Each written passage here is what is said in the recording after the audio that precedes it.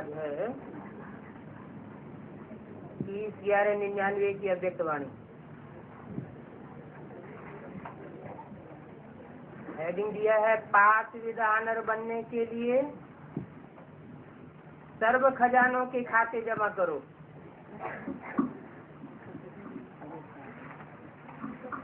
आज बाप दादा किस सभा को देख रहे हैं?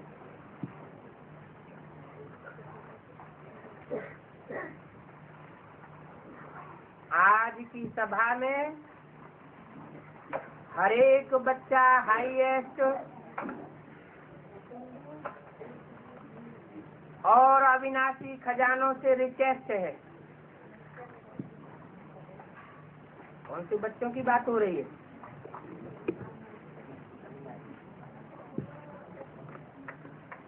पांच विधानर बच्चों की बात हो रही है। इसलिए बोला आज की सभा में हर एक बच्चा हाईएस्ट और अविनाशी खजानों से रिचेस्ट है।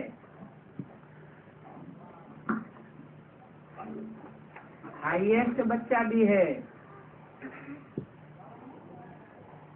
अपने अपने ग्रुप का,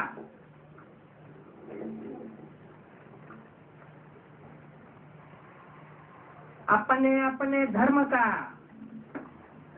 अपने प्रकार की धारणाओं का हाईएस्ट बच्चा भी है और अविनाशी खजानों से रिचेस्ट भी। कौन से हैं अविनाशी खजाने?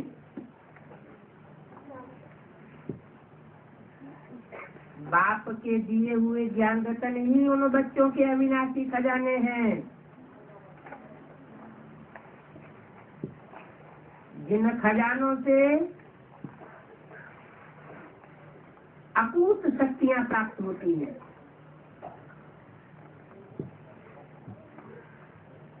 अनगिनत गुण बच्चों में स्वतः ही समा जाते हैं। दुनिया वाले कितने भी रिचेस्ट हों, लेकिन वो तो एक जन्म के लिए रिचेस्ट हैं। और आप बच्चों के ये अविनाशी ज्ञान रत्नों के खजाने स्थूल रत्न बन जाते हैं जन्म जन्मांतर के लिए। तो आप एक जन्म की रिचेस्ट नहीं हो, आप जन्म जन्मांतर के रिचेस्ट हैं।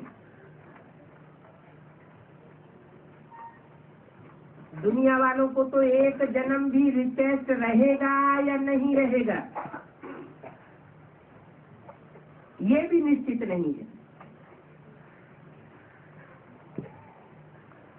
आज अरबपति है, खरबपति है, कल पता नहीं क्या हो जाए। चाहे कितना भी रिचेस्ट इन दी वर्ल्ड हो, परंतु एक जन्म के लिए कहा जाएगा। दुनिया के हिसाब से जो आज रिचेस्ट है उनकी बात बताई, और आप हो जो निश्चय और नशे से कहते हो कि हम अनेक जन्म के रिचेस्ट हैं, क्योंकि आप सभी अविनाशी खजानों से संपन्न हो।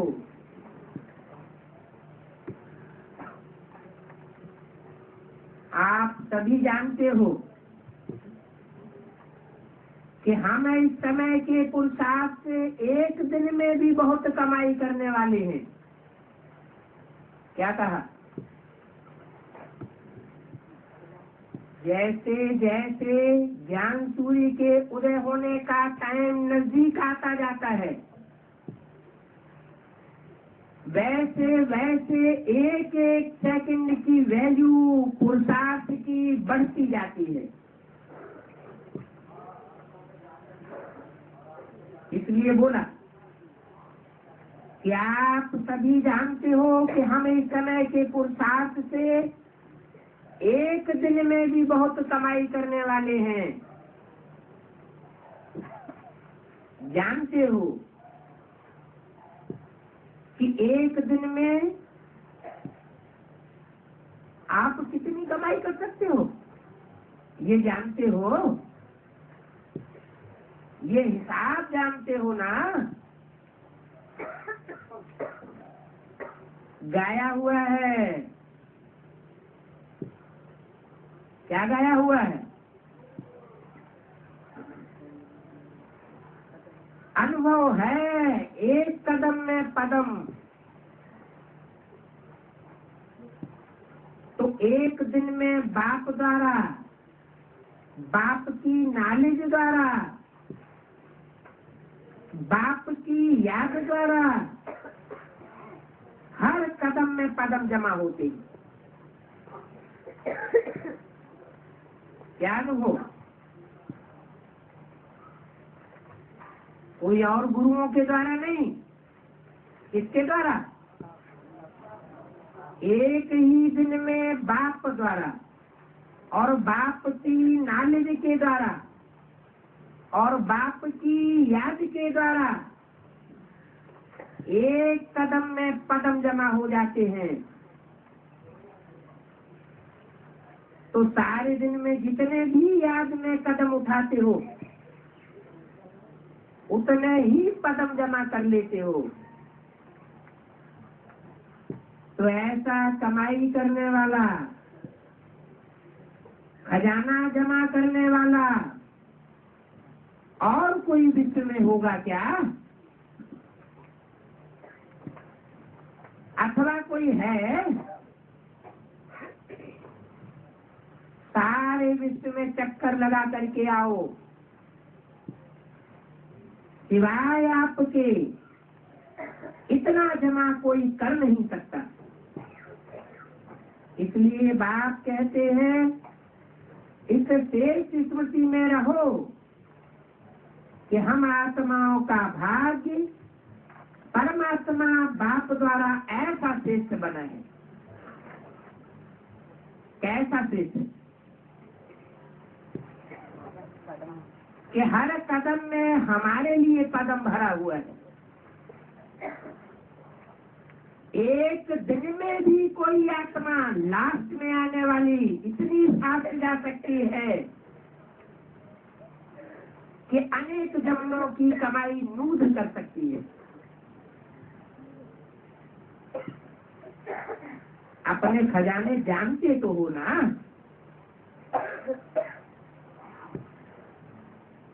समय के खजाने को भी जानते हो कि इस संगम युग का समय कितना श्रेष्ठ है। जो प्राप्ति चाहिए वो अधिकारी बन बाप से ले रहे हो ना? सर्वाधिकार प्राप्त है ना या नहीं है? अधिकार प्राप्त कर लिया है। एक एक संकल्प ज्ञान युक्त श्रेष्ठ संकल्प कितना बड़ा खजाना है।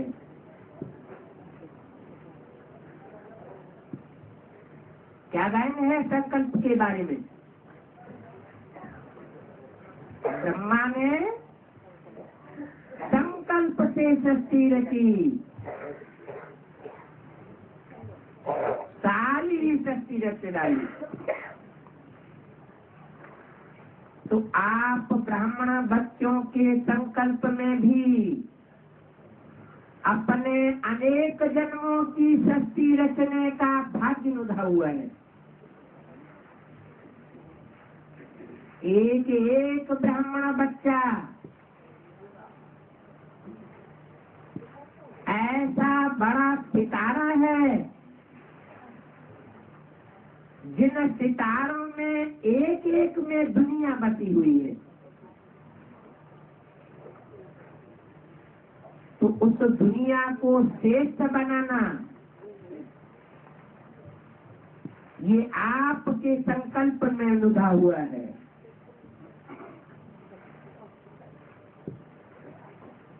समय भी एक बड़ा खजाना है, संकल्प भी बड़ा खजाना है, सब प्रकार की शक्तियां बड़े से बड़ा खजाना है। एक एक ज्ञान रतन कितना बड़ा खजाना है। गहराई में जाओ तो कितनी बातों की, कितनी नई नई रिसर्च सामने आ जाती है। हर एक गुण कितना बड़ा खजाना है। दुनिया वाले भी मानते हैं कि श्वासों श्वास याद से श्वास सफल होते हैं। वो तो सिर्फ मानते हैं, बिना जाने ही मानते हैं। तो आप सबके श्वास सफलता स्वरूप हैं। आपने तो जान लिया है कि अभी समय की वैल्यू कितनी जाती है। एक एक श्वास व्यर्थ नहीं गवाना है। आप सबकी एक एक श्वास सफलता स्वरूप है, व्यर्थ नहीं है। श्वास श्वास में सफलता का अधिकार समाया हुआ है। चाहो तो वो अधिकार लो अथवा न लो, श्वास को व्यर्थ गंवाए दो। लेकिन बाप दादा ने सभी बच्चों को सर्व खजाने एक जैसे ही दिए हैं। कोई बच्चे को अलग से पढ़ाई नहीं पढ़ाई है, अलग से ट्यूशन नहीं पढ़ाई है। दुनिया में भी सरकार के जो टीचर्स होते हैं उन पर प्रतिबंध होता है कि वो क्या न करें, ट्यूशन न करें। तो दुनिया के लाभ और कानून बनते कहाँ हैं? उनका फाउंडेशन कहाँ पड़ता है? संगम युग में बाप आकर स्वयं फाउंडेशन डालते हैं। बाप कोई बच्चे को अलग से पढ़ाई नहीं पढ़ाता, स्पेशल कोई ट्यूशन नहीं पढ़ाता। सब बच्चों को एक जैसा खजाना दिया है। सर्व दिया है और समान भी दिया है। कोई को 1 गुण, कोई को 10 गुण, कोई को 100 गुण, ऐसे नहीं दिए हैं। देने वाले दाता ने एक एक बच्चे को सर्व खजाने ब्राह्मण बनते ही समान रूप में दे दिए। कब दिया है? ब्रह्मा के बच्चे ब्राह्मण बने तब। ब्राह्मण किसे कहा जाता है? ब्रह्मा का बच्चा किसे कहा जाता है? ब्राह्मण। जो ब्रह्मा मुख की बात माने वो ब्राह्मण। जो ब्रह्माचारी बने, ब्रह्मा के आचरण को धारण करने वाला बने, वो ब्राह्मण।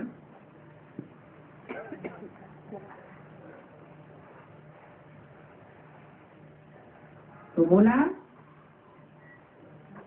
ब्राह्मण बनते ही समान रूप से एक एक बच्चे को सर्व खजाने बाप ने दिए हैं। कहते हैं ना, जन्म सिद्ध अधिकार। जैसे ही किसी बच्चे का ब्राह्मण जन्म हुआ और जन्मते ही सब प्रकार के अधिकार प्राप्त हो जाते हैं। लेकिन बच्चे खजानों को कितना जमा करते हैं व कितना गवाते हैं, ये हर एक का अपने अपने ऊपर है।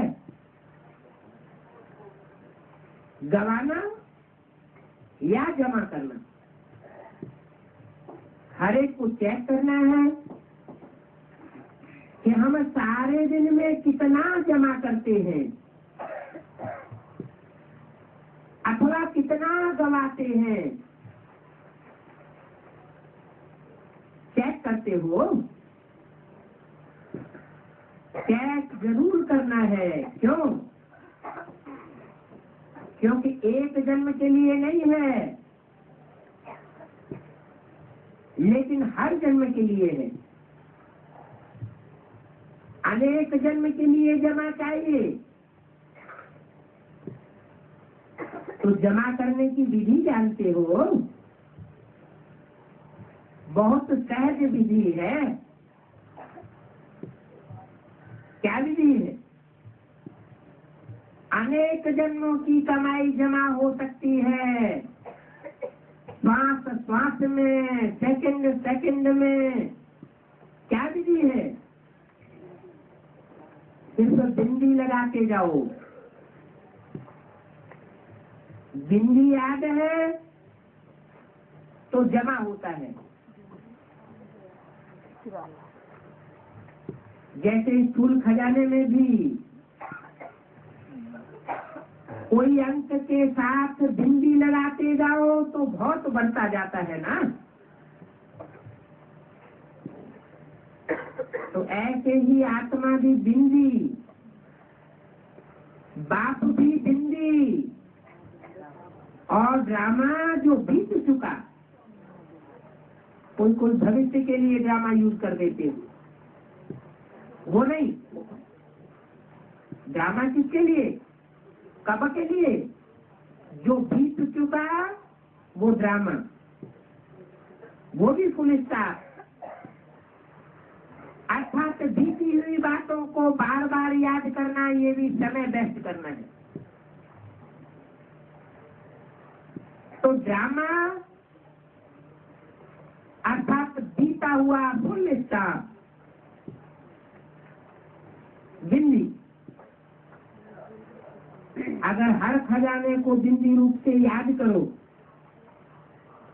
तो जमा होता जाता है। अनुभव है ना? बिंदी लगाई और व्यर्थ से बच जाते हैं, जमा हो जाता है। तो बिंदी लगाना आती है,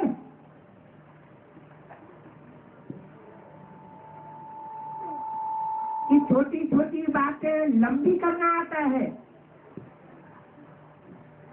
राई जैसी बात को पहाड़ बनाना आता है, या पहाड़ जैसी समस्याओं को बिंदी लगाना आता है।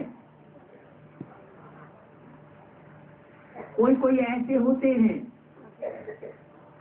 बड़ी समस्या को भी छोटा बना देते हैं, हल्का बना देते हैं। और कोई ऐसे होते हैं, अपना स्वभाव संस्कारी ऐसा बन गया है कि छोटी छोटी बात को लंबा करके राई से पहाड़ बना देते हैं। तो बिंदी लगाना आती है, ऐसे होता है। क्या होता है? कोशिश करते हैं बिंदी लगाने की, लेकिन बिंदी के बजाय और ही लंबी लाइन हो जाती है। बिंदी के बजाय क्वेश्चन मार्क हो जाता है।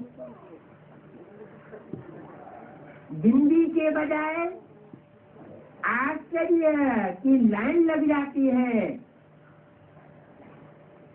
तो जमा करने का खाता, उसकी विधि है बिंदी, और गवाने का रास्ता है लंबी लाइन लगाना। क्वेश्चन की लंबी क्यों लगाना? क्वेश्चन मार्क लगाना, आश्चर्य की मात्रा लगाना,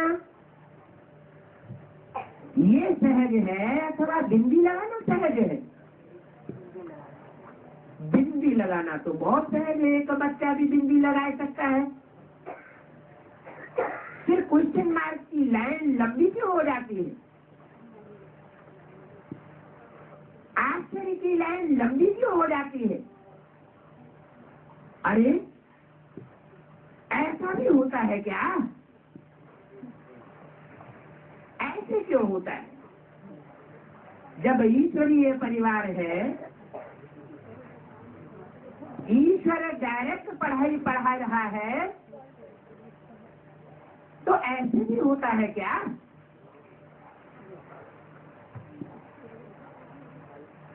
ये सब ज्ञान की कमी के कारण होता है।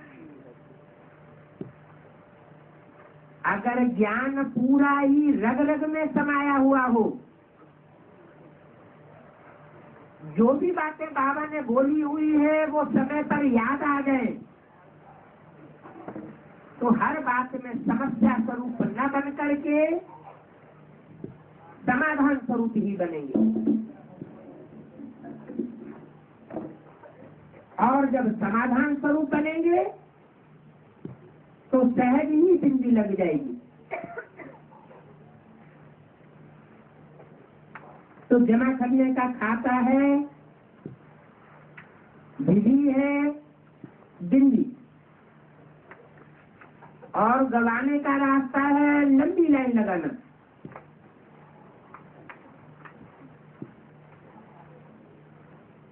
तो विधि बहुत सहज है। समान और बाप की याद, समान में स्थिर रहना और बाप की याद में स्थिर रहना, ये है फालतू को स्टॉप लगाना। मैं और मेरा बाप, एक बाप और मैं तीसरा न कोई। 30/11/99 की अभिष्टवाणी का दूसरा पेज। बाप दादा ने पहले भी कहा है, रोज अमृत बेले अपने आप को 3 बिंदियों की स्मृति का तिलक लगाओ। कौन कौन सी 3 बिंदी बताई? आत्मा की बिंदी, परमात्मा बाप की बिंदी और ड्रामा की बिंदी। तो एक खजाना भी व्यर्थ नहीं जाएगा। हर समय हर खजाना जमा होता जाएगा। बाप दादा ने सभी बच्चों का चार्ट देखा,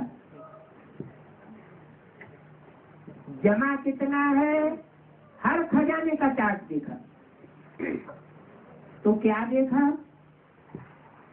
अभी तक भी जमा का खाता जितना होना चाहिए उतना नहीं है।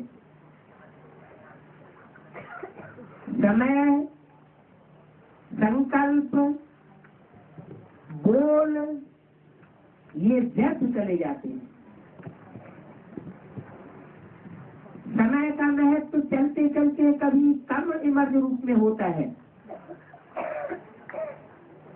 अगर सदा समय का महत्व याद रहे, इमर्ज रहे, तो समय को और ज्यादा सफल बना सकते हो।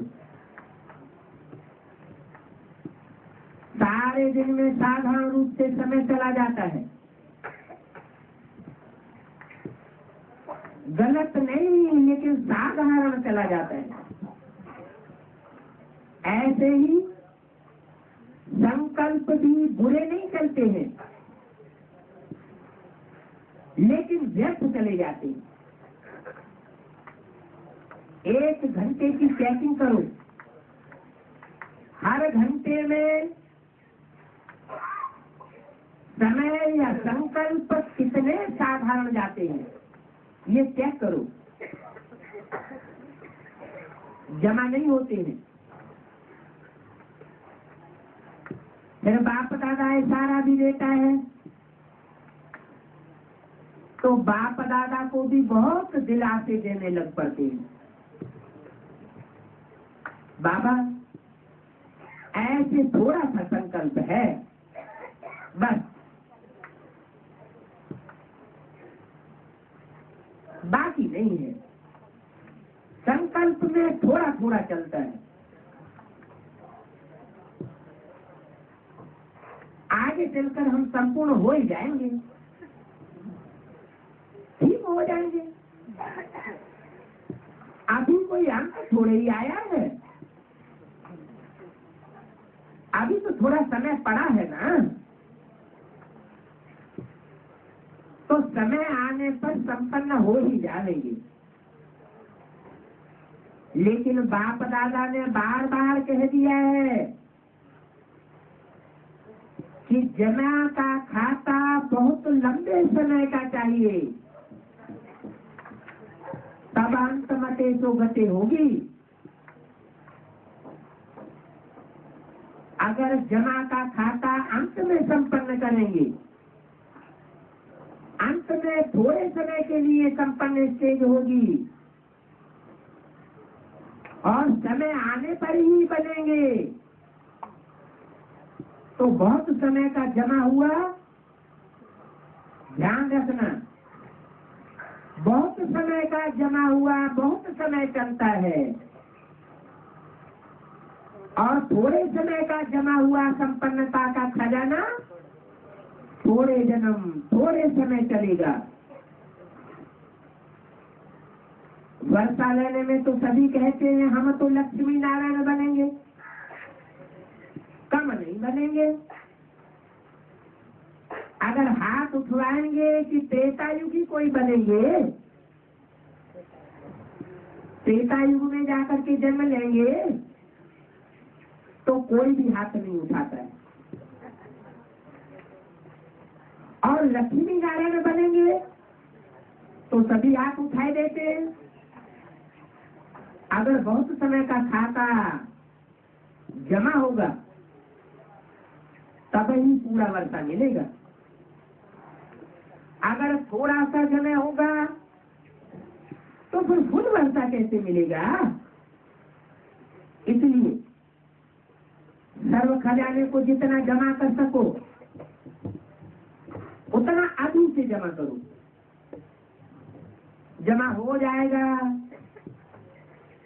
हम आ जाएंगे।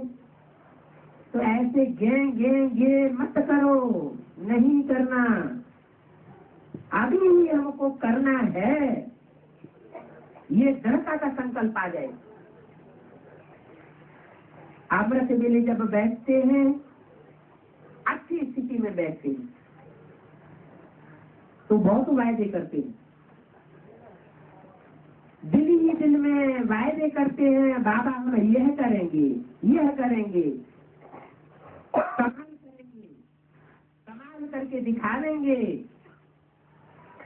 अच्छी बात है, श्रेष्ठ संकल्प करते हैं तो अच्छी बात है, लेकिन बाप दादा कहते हैं सब वायदों को कर्म में लाओ। सिर्फ कहने तक सीमित नहीं रखो, संकल्प बहुत अच्छे अच्छे करते हैं। सिर्फ संकल्प करने से या वाचा में लाने से भाग्य नहीं बनता है। भाग्य कब बनता है? दृढ़ता पूर्वक संकल्प में लाए और प्रैक्टिकल कर्म में लाए, तब ही भाग्य बनता है। तो जब बहुत अच्छे अच्छे संकल्प करते हैं, वायदे करते हैं, तो बाप दादा उस समय खुश होते हैं, क्योंकि बच्चे हिम्मत तो रखते हैं ना, यह बनेंगे, यह करेंगे, हिम्मत बहुत अच्छी रखते हैं। तो हिम्मत पर बाप दादा खुश होते हैं। परंतु जब कर्म में आना होता है तो कर्म कभी कभी का हो जाता है। वायदा करना बहुत सहज है, लेकिन कर्म में करना माना वायदा निभाना, तो निभाने से नंबर मिलते हैं। सिर्फ वायदा करने से नंबर नहीं मिलते, जो जितना वायदे को निभाते हैं उनको नंबर मिलते हैं।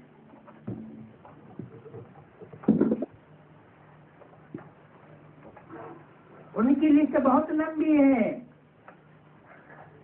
लेकिन निभाने में नंबरवार हो जाते हैं। तो क्या करना है? संकल्प और कर्म को समान बनाओ। जो संकल्प करते हो उसे प्रैक्टिकल कर्म में लाओ। प्लान और प्रैक्टिकल दोनों ही समान बनाओ। बनाए सकते हो ना? बिजनेस वाले आए हैं, बिजनेस वाले तो बहुत बिजनेस करना जानते हैं ना, जमा करना जानते हैं ना। और इंजीनियर, वैज्ञानिक भी प्रैक्टिकल में काम करते हैं। और जो रूल करने वाले हैं, शासन करने वाले हैं, बाप दादा उनको रूलर कहते हैं। क्योंकि अगर ये सेवा नहीं करते तो कोई भी नहीं चल पाते। तो तीनों ही वर्ग, तीनों ही लिंग जो आए हैं वो कर्म करने वाले हैं, सिर्फ कहने वाले नहीं हैं, करने वाले हैं।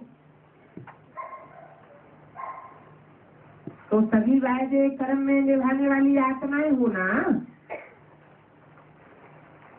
या सिर्फ वायदा करने वाले हो? वायदे के समय तो बाप दादा को हिम्मत दिखा करके खुश कर देते। बाप दादा के पास हर एक बच्चे के वायदों की फाइल है। वायदों का फाइल रखने के लिए वहाँ अलमारी नहीं है, वह ऐसी कोई जगह नहीं है, ऐसा कुछ नहीं है। कभी कभी बाप दादा अपनी अलौकिक टीवी अचानक खोल लेते हैं, सदा नहीं खोलते, कभी कभी खोलते हैं। तो सब सुनने में आता है। जो आपस में बोलचाल करते हैं, आपस में एक दूसरे की दिल का लेन देन करते हैं, ऐसे तो दिल की बात दिलावर को बतानी चाहिए। लेकिन क्या करते हैं? आपस में ही एक दूसरे के दिल की लेन देन करते हैं, एक दूसरे को दिल देते हैं, दिल लेते हैं, आपस में ही बातें करते हैं। तो वो आपस की बातें भी बाप दादा सुनते हैं, समझते हैं बाप दादा को तो नहीं मालूम पड़ा। बाप दादा कहते हैं अभी जैत के खाते समाप्त करो, जैत को जमा के खाते में जमा करो। ब्राह्मण अर्थात सब कुछ अलौकिक। इस ब्राह्मण जीवन का महत्व बहुत बड़ा है और प्राप्तियां बहुत बड़ी हैं, समाज बहुत बड़ा है। और संगम के समय पर बाप का बनना कब? और किसी जन्म में नहीं, संगम के समय पर बाप का बनना ये बड़े से बड़ा पदम गुना भाग्य है। क्या भाग्य है? बड़े से बड़ा संगम युग पर बाप का बनना ये बड़े से बड़ा भाग्य है।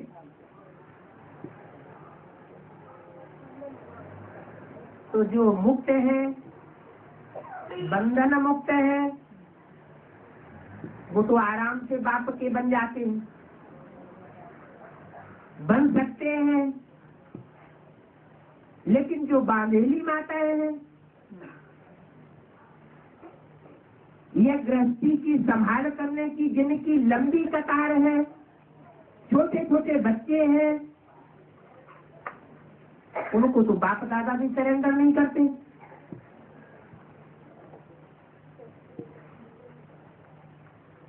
तो वो अपना भाग्य कैसे बनाएंगे? बाप कहते हैं अंदर से अपने को सरेंडर समझो, अपना जीवन अपनी बुद्धि को अर्पण में बनाओ।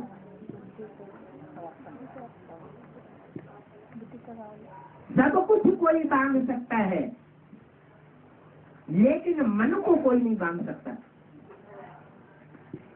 इसलिए कहते हैं मन के हारे हार और मन के जीते जीत।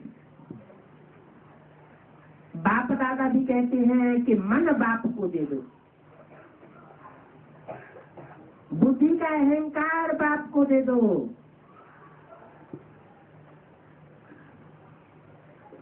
तो बाप दादा कहते हैं कि हर खजाने के महत्व को रखो।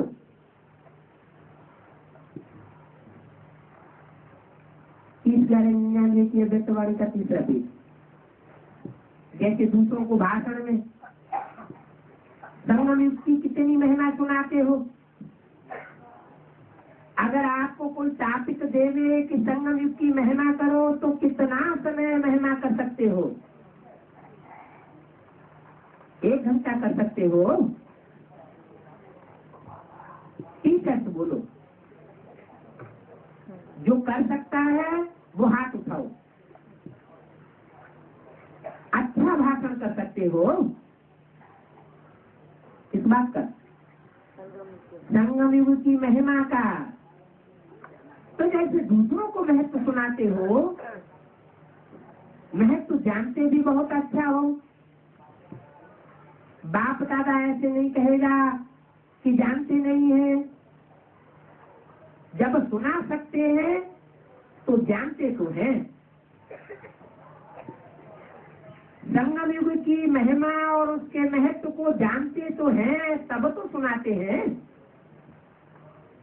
सिर्फ है क्या कि एक मर्ज हो जाता है, इमर्ज रूप में स्मृति में रहे, वह कभी कम हो जाता है, कभी कम हो जाता है और कभी ज्यादा हो जाता है। तो महिमा को निश्चय है, लेकिन निश्चय की निशानी है रूहानी नशा हो। वो नशा अपने को भी अनुभव होगा और दूसरों को जो देखने वाले हैं उनको भी अनुभव होगा कि ये नशे में है। कौन सा नशा बताया? रूहानी नशा। उसका नाम क्या दिया? नारायणी नशा। कौन सा नशा? नारायणी नशा। तो सारा समय नशा रही कि हम नारायण अथवा नारायणी बनने वाले हैं। पहला रूहानी नशा है मैं कौन। ये नशा इमर्ज रूप में होगा तो हर सेकंड जमा होता जाएगा। तो मैं कौन? मैं आत्मा एक बिंदु। इतने से नशा चढ़ जाएगा। अरे मैं आत्मा तो एक कीड़ा मकोड़ा भी है। आत्माएं तो सब है। चलो हमको आत्मा बिंदी हूँ ये स्मृति हो गई, लेकिन ये तो एक सामान्य बात हो गई ना। गीत भी गा लेते, हम है आत्मा तुम हो आत्मा, आपस में भाई भाई। तो जब प्रैक्टिकल कर्म व्यवहार में आते हैं तो ये नशा कायम रहता है कि तू तेरे की मैं मेरे की, लड़ाई झगड़ा शुरू हो जाता है। ये नशा मर्ज रूप में होगा तो हर सेकंड जमा होता जाएगा।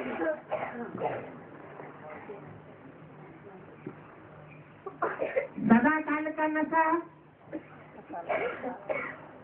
कि मैं आत्मा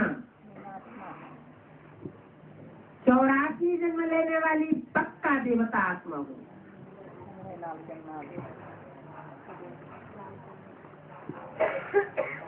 ये नशा अनेक जन्मों की प्राप्ति कराएगा। तो आज बाप दादा ने जमा का खाता देखा, इसलिए आज विशेष अटेंशन दिला रहे हैं कि समय की समाप्ति अचानक होनी है। क्या था? तो सोचते रहे कि अभी कोई अंत समय थोड़ा ही आ गया है, अभी तो टाइम पड़ा है। ये नहीं सोचो कि मालूम तो पड़ता रहेगा, समय पर ठीक हो ही जाएंगे। जो समय का आधार लेता है समय ठीक कर देगा या समय पर हो ही जाएगा, उनका टीचर कौन है?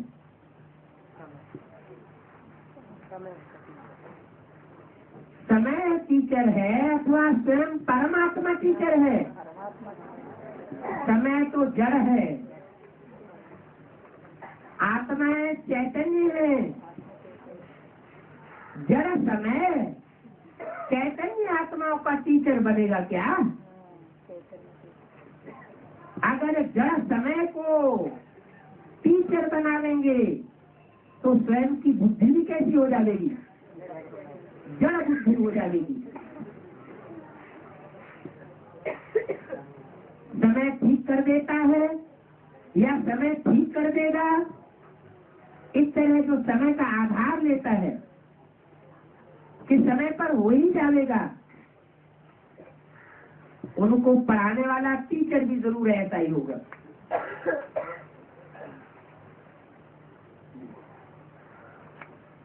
तो समय को टीचर नहीं बनाना, जगत को टीचर नहीं बनाना, स्वयं परमात्मा आपका टीचर है। परमात्मा से संपन्न नहीं बन सके और समय संपन्न बनाए देगा तो इसको क्या कहेंगे? समय आपका टीचर है या परमात्मा आपका शिक्षक है? तो ड्रामा अनुसार अगर समय आपको सिखाएगा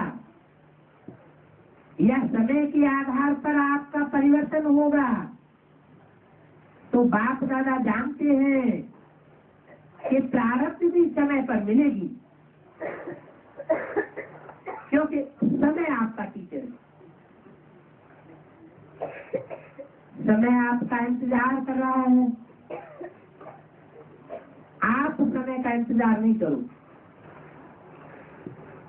समय रचना है या रचयिता है?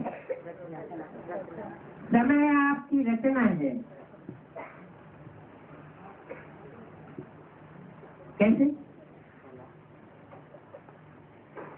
समय रचना कैसे है? शूटिंग पीरियड में समय रचना कैसे है?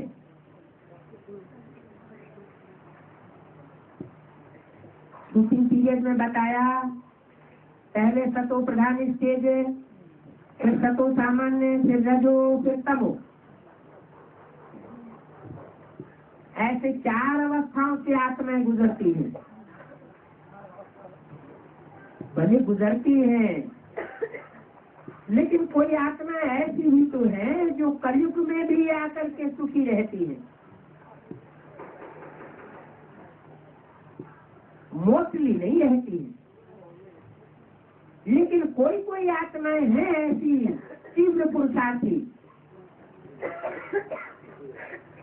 जो कोई भी युग की शूटिंग हो रही हो, हर युग की शूटिंग में अंत तक संपन्न स्टेज धारण करके रखती है।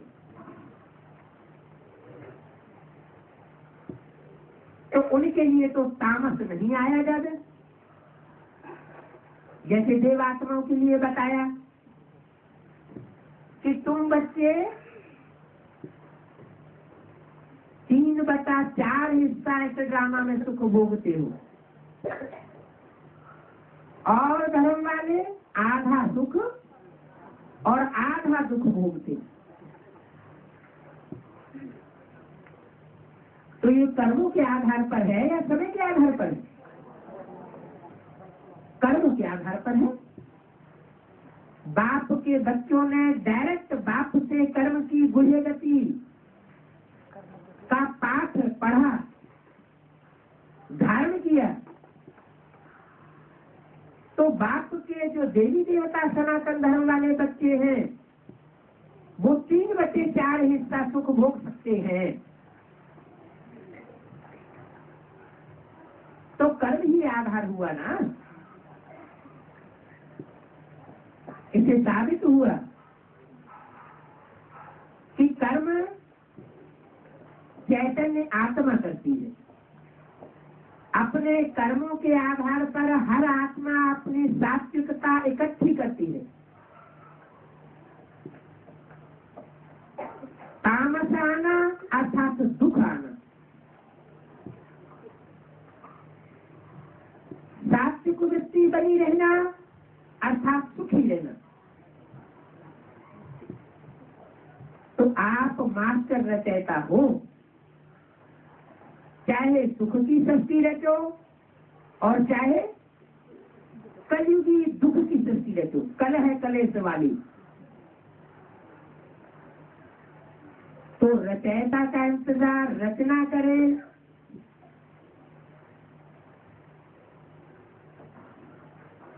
या रचना रचयिता का इंतजार करे। रचना है समय, दुख का समय लाने वाले अथवा सुख का समय लाने वाले आप हो। बाप तो आकर के सिर्फ रास्ता बताता है कि इस तरह कर्मों की गुह्य गति है, ऐसे ऐसे करने से सुख होगा और ऐसे ऐसे करने से दुख होगा। श्रीमत पर चलेंगे तो सुख होगा, अनेक मनुष्य गुरुओं की मत पर चलेंगे या मनमत पर चलेंगे तो दुख होगा। अनेकों की मत पर चलना माना रावण की मत पर चलना, अनेक मुख वाले की मत पर चलना, और एक श्रेष्ठ से श्रेष्ठ जो बाप आया हुआ है, हीरो पाठधारी रूप में आया हुआ है, उसे एक की मत पर चलना तो जन्म जन्मांतर के लिए सुख इकट्ठा करना। तो रचयिता का इंतजार रचना करे ना कि मास्टर रचयिता समय का इंतजार करो। और मुश्किल है भी क्या? सहज को स्वयं ही मुश्किल बनाते हैं। है सहज राजयोग और कहते हैं बहुत कठिन है। कठिन क्यों हो जाता है? क्योंकि अपनी मन मत चलाते हैं अथवा मनुष्य गुरुओं की मत पर चल पड़ते हैं। बाप जो श्रेष्ठ मत दे रहा है अथवा तो उस बाप को पहचानते नहीं है अथवा पहचान कर भी बाप की मत पर चलते नहीं। पूर्व जन्मों के संस्कार खींच लेते हैं और मुश्किल बनाए देते हैं।